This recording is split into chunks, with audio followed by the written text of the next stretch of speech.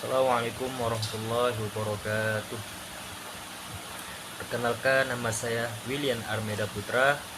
Saya dari Fakultas Tarbiyah dan Ilmu Keguruan, Prodi Pendidikan Bahasa Arab. Sebelum itu, hormat saya kepada dosen serta teman-teman sekalian yang saya banggakan.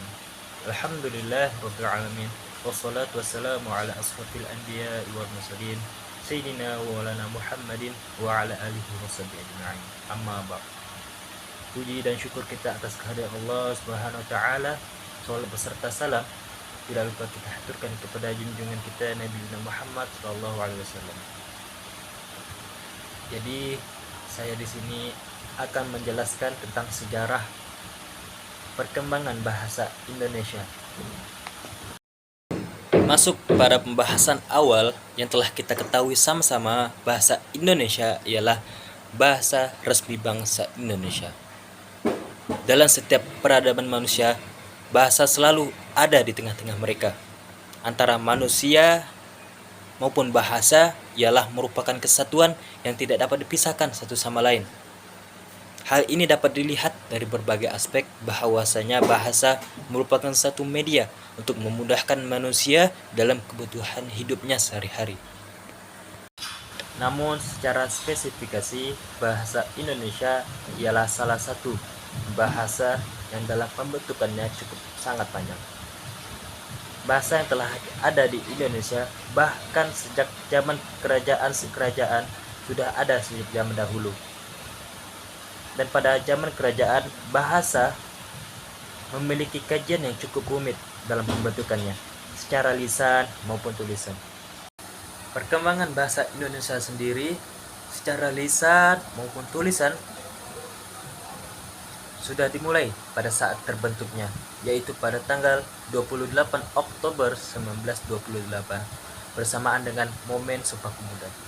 Setelah itu, bahasa Indonesia terus berkembang hingga keejaan Sewandi, Melindo, sampai keejaan yang disempurnakan atau kita sebut sebagai EYD. Ini adalah salah satu contoh sederhana bagaimana bahasa Indonesia mengalami perkembangan yang sangat besar. Bahasa pada dasarnya adalah media untuk berkomunikasi yang ternyata memiliki eksistensi lebih lagi, bahkan mencakup lapisan masyarakat kebudayaannya sendiri. Banyak sumber-sumber yang mengupas tentang fungsi bahasa Indonesia. Salah satunya ialah Arifin yang mengatakan fungsi atau kedudukan bahasa Indonesia ialah sebagai berikut. Yang pertama, sebagai lambang kebanggaan bangsa. Maksudnya di sini ialah bahasa Indonesia mencerminkan setiap nilai-nilai yang ada pada bangsa itu sendiri. Yang kedua, sebagai lambang identitas nasional. Bahasa Indonesia merupakan identitas atau jati diri yang dimiliki oleh penduduk Indonesia. Dan yang ketiga, sebagai alat perhubungan antar warga, antar daerah, atau budayaan, dikarenakan bahasa Indonesia menghindarkan segala aktivis yang dapat mengakibatkan kesalahpahaman di dalam masyarakat yang dibentuk. Dan yang keempat, sebagai alat pemersatu suku budaya dan bahasanya. Bahasa Indonesia mempersatukan setiap suku-suku yang ada di Indonesia dikarenakan banyaknya keberagaman suku, budaya, dan bahasanya.